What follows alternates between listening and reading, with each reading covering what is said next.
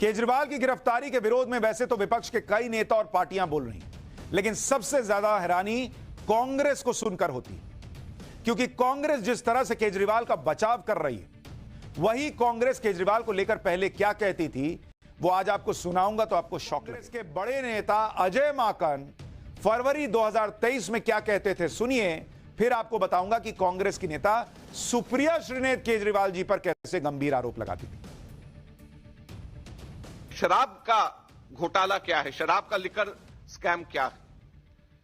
Liquor scam सीधे सीधे अब यह एस्टैब्लिश हो गया है कि कम से कम 100 करोड़ की रिश्वत ली गई, कम से कम 100 करोड़ की रिश्वत, और उसके अंदर फेस टाइम के ऊपर केजरीवाल से बिजनेसमैन से बात कराई गई, और बिजनेसमैन से बात कराने के बाद होलसेल डीलर्स को, जो प्राइवेट होलसेल डीलर्स हैं, उनको 12% कमीशन 5% से बढ़ाकर के 12% कमीशन ये करी गई, और उसके अंदर शर्त ये रखी गई कि 6% किकबैक आम आदमी पार्टी और केजरीवाल को दिया जाएगा।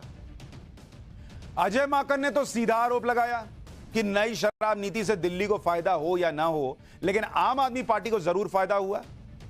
तो बॉस, आज किस बात पर आप कह रहे हैं कि नरेंद्र मोदी जो है वो तानाशाह हैं और झूठे अरेस्ट कर लिए केजरीवाल को? इस तरह से सुप्रिया श्रीनेत ने भी केजरीवाल पर शराब नीति में घोटाले का आरोप लगाया। सुप्रिया श्रीनेत ने 21 अगस्त 2022 को प्रेस कॉन्फ्रेंस करके केजरीवाल पर आरोप लगाया। सुनिए जरा। जब दिल्ली शहर में लोगों के सिर पर मौत का साया मंडरा रहा था और लोग बिना ऑक्सीजन के बेदम होकर तड़प तड़प कर दम तोड़ रहे थे, तब दिल्ली की अरविंद केजरीवाल जी की आम आदमी पार्टी की सरकार शराब की नीति पर काम कर रही थी। यह प्राथमिकता है सरकार की। इस सरकार की प्राथमिकता यह है कि 25 साल से, उस वक्त जब कोरोना से यह शहर जूझ रहा था और त्राहिमाम मचा हुआ था, उस वक्त शराब पीने की आयु 25 वर्ष से घटाकर 21 वर्ष करी जा रही थी। 3 बजे सवेरे तक शराब बेची जाए, खुले में शराब पिलाई जाए। कांग्रेस की एक नेता है अलका लांबा, जो आम आदमी पार्टी में भी रह चुकी है। अगस्त 2022 में सुप्रिया श्रीनेत के साथ अलका लांबा भी प्रेस कॉन्फ्रेंस में शामिल हुई।